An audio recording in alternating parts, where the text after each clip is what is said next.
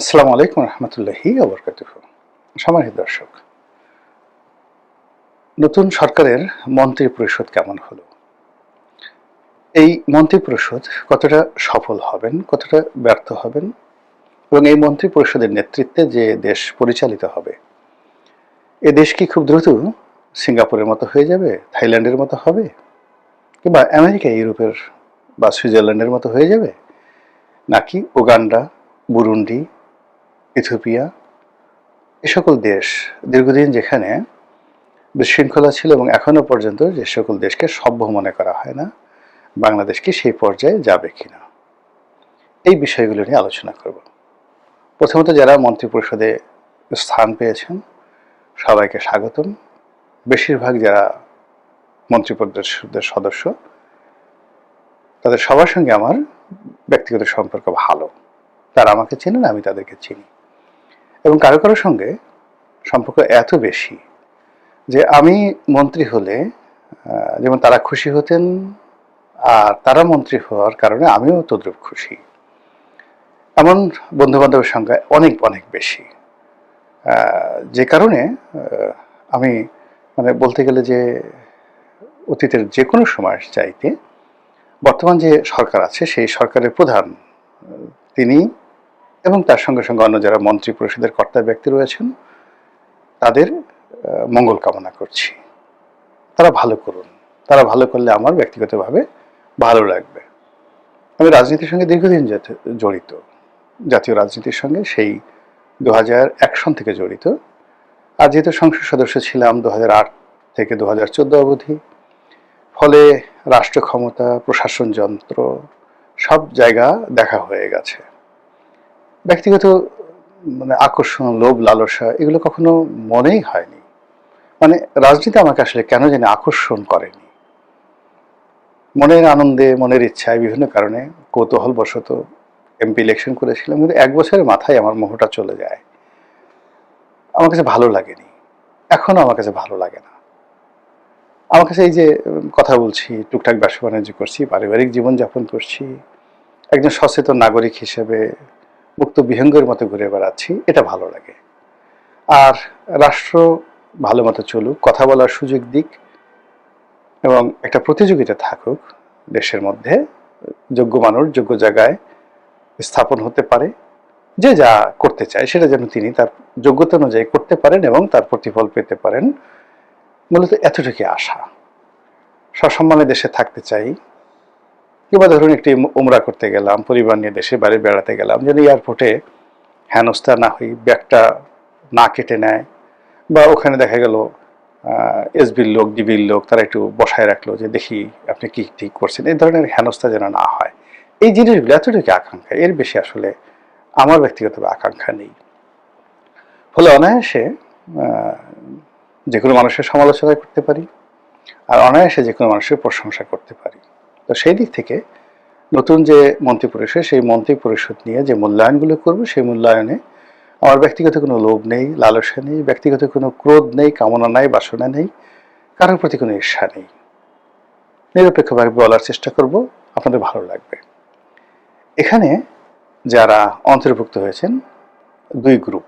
এক গ্রুপ হলো বিএনপির পরীক্ষিত, পরিচিত সাবেক মন্ত্রী, সাবেক এমপি, এদের একটা বিরাট অংশ। এই বিরাট অংশটি কেউ ভালো, কেউ মন্দ, কেউ সৎ, কেউ দুর্নীতিবাজ, কেউ সুস্থ, কেউ অসুস্থ, এবং আমরা তাদের সবাইকে চিনি। তারা কি করতে পারেন এবং অতীতে ক্ষমতা পেয়ে তারা কি করেছেন, ভালো না মন্দ, সেটা আমরা জানি। তো কাজেই সেদিক থেকে যারা পুরনো আছেন তাদের কাছ থেকে নতুন কোনো কিছু আশা করাটা আমার কাছে বুদ্ধিমানের মতো মনে হচ্ছে না। বরং যেটা হয় কি জানেন, মানুষ যারা ভালো কাজ করে তারা যে কোনো পরিস্থিতিতে ভালো কাজ করে, আর যখন মানুষ মন্দ কাজ করে, মন্দ কাজ করার পরে যখন মানুষ বিপদের মধ্যে পড়ে, বিপত্তির মধ্যে পড়ে, তখন সে তওবা করে, আল্লাহ তুমি আমাকে রক্ষা করে, জীবনে আর এই কাজ করব না। কিন্তু যেই মুহূর্তে তার বিপদ আল্লাহ উঠিয়ে নেন, তখন সে করে কি, আগে যে খারাপ কাজ করত তার চেয়ে বেশিভাবে খারাপ কাজ করে, আর যে সময়টিতে তার উপর দুর্ভোগ দুর্দশা ছিল ওই সময়টিতে তার যে ক্ষতি হয়েছে তার দৃষ্টিতে সেই ক্ষতি পুষিয়ে নেওয়ার জন্য তার আরো বেশি জুলুম অত্যাচার করে। এবং স্বয়ং আল্লাহ তাদের সম্পর্কে বলে যে এই লোকগুলো পশুর চেয়েও খারাপ। এবং তারা যখন বিপদে পড়ে আল্লাহ বলেন যে আমাকে তারা এমনভাবে ডাকে, এবং আমি যখন তাদের ডাকে সাড়া দেই, তাদের দুঃখগুলো মোচন করে দেই, পরে তারা এমন আচরণ করে মনে হয় যেন আমাকে কোনোদিন ডাকেইনি। তো বুঝতে পারছেন যে আমি কি ইন্ডিকেট করছি।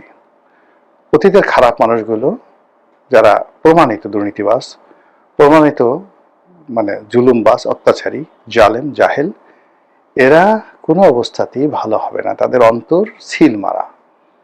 রাষ্ট্র ক্ষমতায় বসে যে লোক খারাপ কাজ করে জীবনে, এরা দ্বিতীয়বার ক্ষমতা পেয়ে বা কোনো পরিস্থিতিতে ভালো কাজ করেছে এরকম নজির নেই। এরকম নজির নেই। এটা জেনেটিক্যালি এভাবেই ইঞ্জিনিয়ারিং হয়ে পড়ে।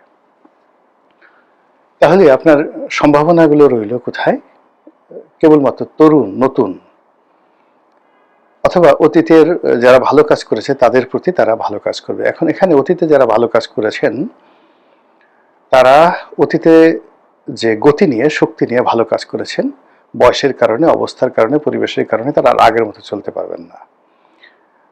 একজন যেমন দেখা গেল যৌবনে সে একটা লাভ দিয়ে সে 10 হাত যেতে পারত, এই বুড়ো বয়সে সে লাভ দিয়ে 2 হাত যেতে পারবে। ফলে তার সততা থাকবে কিন্তু আউটপুট আসবে কম।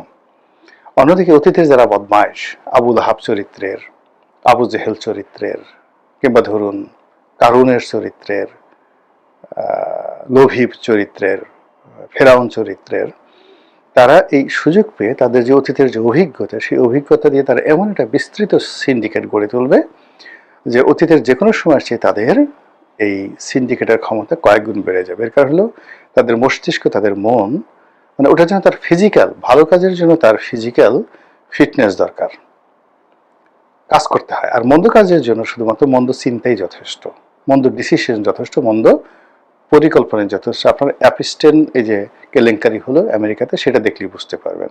তো কাজেই পুরনোদের মধ্যে যারা খারাপ তাদের দ্বারা কি হতে পারে, আর যারা ভালো তাদের দ্বারা কি হতে পারে, আশা করি আপনারা বুঝতে পেরেছেন। এর বাইরে নতুন যারা সংসদ সদস্য হয়েছেন, এদের মধ্যে যারা টাউট, তারা টাউটারি করবেন। যারা ভালো, তারা ভালো কাজ করার চেষ্টা করবেন, এবং টাউটদের দ্বারা আঘাতপ্রাপ্ত হয়ে তারা হতাশ হয়ে পড়বেন, কাজ করতে পারবেন না, পদে পদে বাধাগ্রস্ত হবেন। যারা ইনোভেটিভ তারা নতুন কিছু করার চেষ্টা করবেন। যাদের পাবলিক ফেস রয়েছে, জনগণ যাদেরকে ভালো হিসাবে জানেন, তারা সত্যিকার অর্থে চেষ্টা করবেন যেন জনগণ তাদেরকে স্মরণে রাখে, এবং তাদের এই যে দায়িত্ব আল্লাহর পক্ষ থেকে এসেছে এটাকে তারা সদগায়ে জারি হিসেবে গ্রহণ করে ভালো ভালো কাজ করার চেষ্টা করবেন। তরুণদের মধ্যে যারা এবার প্রথম সংসদ সদস্য হলেন এবং প্রথম মন্ত্রী হলেন। এর বাইরে যে জিনিসটি হবে এই মন্ত্রী পরিষদে, এটা হলো একটা কালেকটিভ এফোর্ট। আপনার যত ভালো কাজই হোক না কেন, যদি এখানে মন্দের পরিমাণ বেশি হয়ে যায় তাহলে এই মন্ত্রী পরিষদের একটা বদনাম হয়ে যাবে। আবার দেখা গেল যে ভালো যারা আছেন তরুণদের মধ্যে, তাদের সংখ্যা এত বেশি যে 2-4-10 জন মন্দ কাজ করছে, ওটাকে খোঁজও নেবে না। তো এই পুরো জিনিসটা নির্ভর করবে যিনি প্রধান নেতা তার উপরে। আমরা যে কাজটি অতীতে করেছি সেটা হলো আমরা নিজেদের পিঠ বাঁচানোর জন্য প্রশংসা করি সবসময় প্রধান ব্যক্তির, এবং আশেপাশের যত লোক আছে সব লোককে আমরা দায়ী করে যিনি প্রধান ব্যক্তি তাকে দায় মুক্তি দেই। যেমন শেখ হাসিনার কোনো দোষ নেই, সব দোষ ওবায়দুল কাদেরের উদাহরণ। এরশাদের কোনো দোষ নাই, সব দোষ শাহ মুয়াজ্জেমের। খালেদা জিয়ার কোনো দোষ নাই, সব দোষ হারিস চৌধুরীর, বা সব দোষ লুৎফুজ্জামান বাবরের। এরকম কথা অনেকে বলার চেষ্টা করবেন।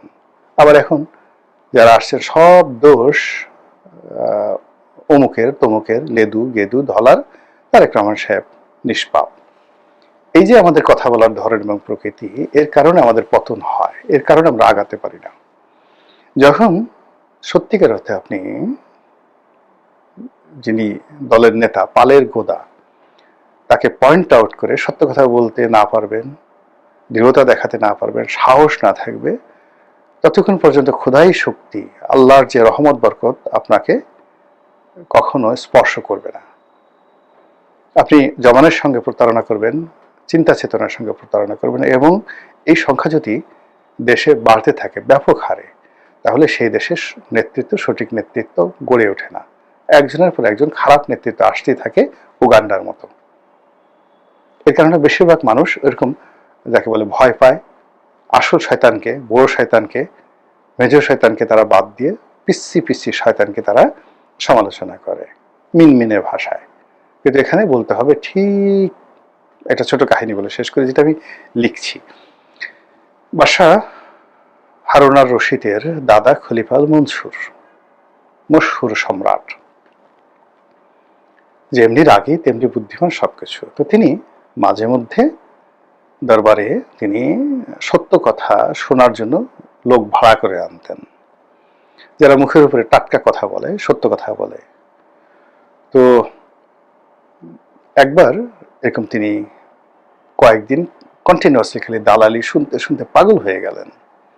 তো বলে যে আমি আর সুস্থ থাকতে পারছি না, আমার সামনে আমার সম্পর্কে সবচেয়ে সত্য কথা বলতে পারে এইরকম একজন লোককে নিয়ে আসো। তো ওই সময়টাতে একজন বিখ্যাত আলেম ছিলেন, ওয়াসিল ইবনে আতা রহমতুল্লাহ আলাইহে, মদিনার অধিবাসী। তো তিনি তখন বাগদাদে আসছেন বেড়াতে। লোকজন বলল যে ওয়াসিল ইবনে আতার চেয়ে যোগ্যতম লোক নাই, তিনি আছেন, আপনি চাইলে তাকে আনতে পারি। তো ওয়াসিল ইবনে আতাকে আনা হলো। বড় কাহিনী। তো সেই দরবারে তিনি অনেকক্ষণ থাকলেন, এবং একটা সময় খলিফা আল মনসুর জিজ্ঞাসা করলেন যে আমি কেমন মানুষ, আমার সম্পর্কে আপনার মূল্যায়ন কি? তো ওয়াসিল ইবনে আতা বললেন, আপনি হলেন সবচেয়ে বড় শয়তান, এবং সকল শয়তান, আপনার প্রজাতন্ত্রের যত শয়তান আছে সব শয়তানের সর্দার। আপনার কারণেই তারা শয়তানি করার সুযোগ পায়, আর সেই শয়তানদের শয়তানির কারণেই আপনি এখানে বসে বসে কখনো নীতি কথা বলেন, কখনো ভণ্ডামি করেন, কখনো যাকে বলা হয় নিজেকে খুব বড় করে জাহির করেন, এবং আপনার দ্বারা এই রাষ্ট্র ক্ষতিগ্রস্ত হচ্ছে। তো খলিফা আল মনসুর বললেন যে আমি সত্য কথা শোনার জন্য একে এনেছি, কিন্তু এই এত সত্য কথা বলছে আমি আর ধৈর্য রাখতে পারছি না, আমি পাগল হয়ে যাচ্ছি। চিৎকার করে উঠলেন যে তুমি, আপনারা মানে দরবারের লোককে বললো যে একে সরাও আমার চোখের সামনে থেকে, নিয়ে যাও। তো that is the truth of the history, এটা আমার কথা নয়। আপনারা তো ইমাম গাজ্জালি সাহেবের কথা শুনেছেন, তার বই ইহইয়া উলুমউদ্দিন, সেই বইতে এই কাহিনীটি বর্ণনা করা আছে। তা আপনি আমি কি ওয়াসিল ইবনে আতার মতো ওইভাবে বলতে পারবো? আর ওইভাবে বলতে পারলেই সাম্রাজ্যে একজন খলিফা আল মনসুর তৈরি হবে, সাম্রাজ্যে একজন হাদি তৈরি হবে, আল মনসুরের ছেলে। সাম্রাজ্যে একজন হাদির পরে তার সন্তান খলিফা হারুন আল রশিদ তৈরি হবে।